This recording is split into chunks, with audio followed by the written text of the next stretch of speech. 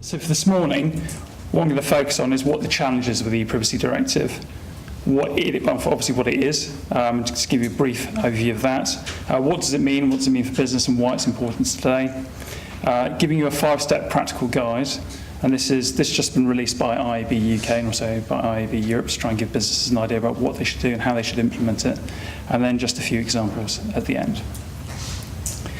So the ePrivacy Directive is a much broader part and a much broader part of the debate in the EU at the moment about privacy, particularly in the EU at the moment. And there's lots of different debates happening about what counts as personally identifiable information and what doesn't.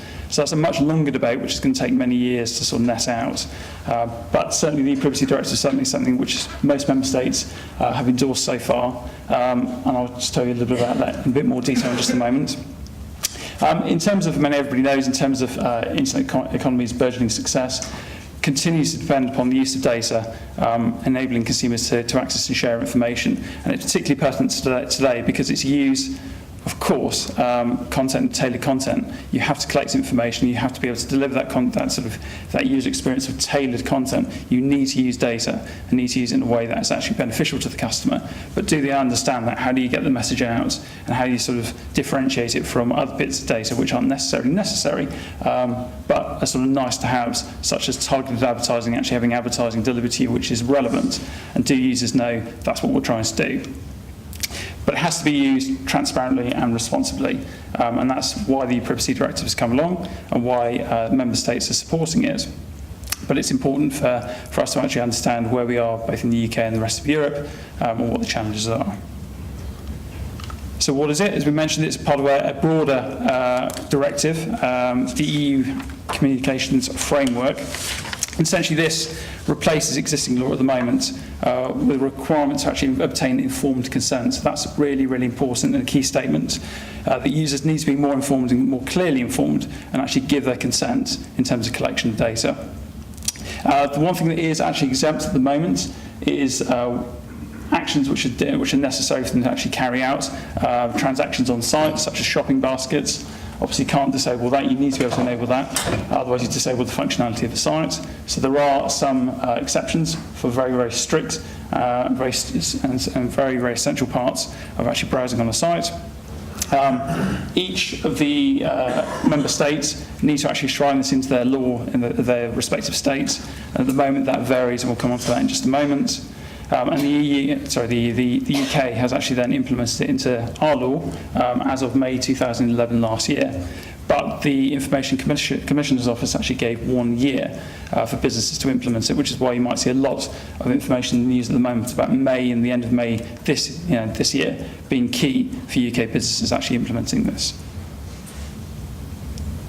So in terms of implementation by country, there are 19 member states at the moment who have implemented it into their law, 8 still remaining. When they will actually then implement that and when is very much a hot topic of debate at the moment. At the moment, our Director of Regulatory Affairs, Nick Stringer, is actually attending regular meetings in the EU at the moment. It depends, each and every member state, on obviously the process they have to go through to actually put it into law at the moment. So we don't have any firm timelines for when those remaining 8 member states will actually implement it, but we will publish that on the IAB Europe website and the IAB UK website very shortly.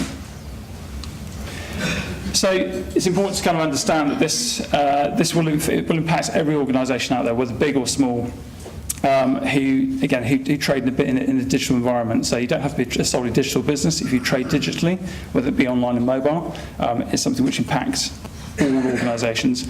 The very important thing here is it's not just about cookies. And I know very often it's been bandied around and been discussed as being the cookie law. And it goes much, much broader than that and actually applies to all technologies used to store and process information on sites. So really, really important that people understand what it is and more importantly, how to inform consumers. And as we know, and I think this is a really important point to make, a strict opt-in and actually having users having to opt in each time they visit a site would fundamentally sort of be difficult to actually then agree to, and it's something the UK government has sort of shied away from. Because it will have a detrimental impact to our industry. Any form of online behavioural advertising, the ability and loss to actually tailor content to users is obviously very, very bad. And actually Ed Vaizey, who's the UK's Communications Minister, has actually adopted a pragmatic approach. So very much a sort of stance of implied consent. So we have to expose users to privacy, and actually then, if they don't actually make any changes, there's a form of implied consent there. So that's kind of very important. That isn't absolutely nailed down as being sort of the end of the story.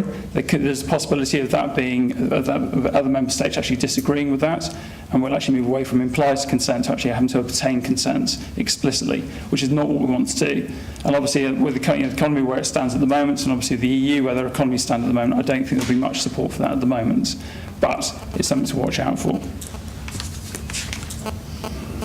So the IAB UK have published a 5-step practical guide. So this by no means is a template for people to lift and to copy, but it's certainly advice which we would certainly recommend all publishers to follow. The first and foremost is to know what's going on, to conduct a full audit of your site, to realise what cookies and what technology is being used to collect data on the site, so actually be aware of all mechanisms on your site. Secondly, be clear and transparent in privacy policies about the type of data that's being collected and why the cookie data is being collated. Thirdly, delivering prominence. It must be more prominent on the site. At the moment, a lot of privacy policies are squirreled away or have been squirreled away at the bottom of pages and are quite difficult to find. But certainly recommendations to deliver prominence on the site and make sure that users can find it very easily. And we'll come on to a couple more examples in just a moment. Context being king, and by that what I mean is that we need to think about the kind of mechanism that you use to make that more prominent and make the privacy policy more prominent, but also to use very clear language and easy to understand language. And that's probably the most difficult aspect of this, is trying to get consumers to understand exactly what the data is being used for, that we're not simply just following them around the net, and we don't know necessarily who they are, we just classify them being a person who has certain behaviours on the web. And finally, the advice is to join the EU Ad Choices programme, which is a self-regulatory programme being run in the EU at the moment. You'll get to hear from our Director of Regulatory Affairs, giving an interview on You and Yours on Radio 4, delivering it in much more detail in a nice little soundbite in just a moment. So coming on to some examples of who's done this already. BT have implemented their privacy policy. Done that recently within the last couple of months. You'll notice just down here there's a pop-up here. This comes up in the first, I believe it lasts for 15 to 20 seconds, the first time you land on the page, and it points to their cookie policy and actually states to the user here that they're already opted in, and if they want to change that and understand more about cookies, they should click on this pop-up. So this then takes the user to another page where they can actually adopt and actually then change the type of data that's being used and being collected about them. And you'll notice here that there's a sliding scale just along the top here, which again BT have created by themselves. And what users can do is if they actually move, you see the click and drag functionality on the side here, if they then move it back and forward, it then changes the types of data which is being collated and tries to give a very easy to understand overview about what is being collected and what isn't. At the moment, we're sort of a bit, not dubious, but a bit wary about the use of saying targeting, because it makes it sound like it's, again, people are being followed, and it's a bit too cut and dry. I think at the moment it is great in terms of its functionality, but we need to be very clear into users in terms of what cookies are. And a recent study showed that 94% of users didn't know what a cookie was. So if you don't really explain what a cookie is and what it's being used for, and actually for users to actually understand that targeted advertising supports free content, then we're not really getting the message out, then people might simply switch this off, actually not realising that actually they're going to get bombarded, still get bombarded with advertising, but it's not going to be targeted, so more potential junk advertising to them, as well as disabling functionality to their sites. So another example is All Things Digital, and what they've opted for is a sort of masthead execution, very similar to the executions on YouTube and other leading portals. So essentially you just have this appearing for the first time when you land on the site. They do use this for other plugs and other highlighting other information on their site. But the first time you actually join the site, actually land on the site, this appears. And if you then just click on the read more, it then expands and gives you more information about the privacy policy here. So really, really prominent and a good example, good execution. It's probably a lot cheaper than the BT execution. We're not actually then advocating that people have to build their own special sliding tool, but you just need to make it more prominent. You need to be very explicit in terms of the type of data you're actually collecting. So just going to pass across to Nick. This is a podcast from Radio 4 on the You and Yours programme, on the Today programme. Can you just click on the audio? So this is Nick Stringer, Director of Regulatory You kind of failed to notice those irritating little adverts that keep popping up and following you around from website to website, suggesting alternative goods or services that you'd been browsing previously. This is what's known as online behavioural advertising, and in the summer, a new on-screen icon giving internet users the choice of opting out of this type of targeted advertising will come into force. Well, Nick Stringer is the Director of Regulatory Affairs at the Internet Advertising Bureau UK. He's been working on this. So, Nick, how will this new opt-out icon actually work? Well, hello, Peter. First of all, I just want to be very clear about how this works. I mean, online behavioural or interest-based advertising is advertising that you see on websites, and as you said, is based on previous web browsing activity. It's therefore customised to likely interests and preferences. But it's very important to be clear that it does not use information that identifies you as an individual. So, I mean, just to give you a very quick example, if you're looking to buy a car and therefore searching car websites, you may, in a later session, web browsing session, see an ad for a car, and that's not unlike other advertising that we see. For example, if you buy a woman's magazine, you would expect to see advertising tailored to women's interests. But so you're saying in a way that it's more an irritant than it is a privacy issue in a way?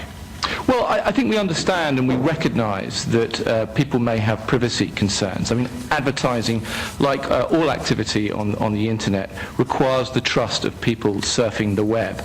And actually our research shows that people want to know what information is collected and used to make this advertising more relevant. And this and ways to control that information offers greater reassurance to people using the internet and safeguarding their privacy.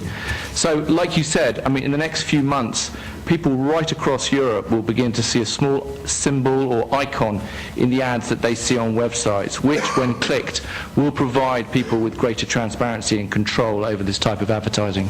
And so what will you see? Can you describe it?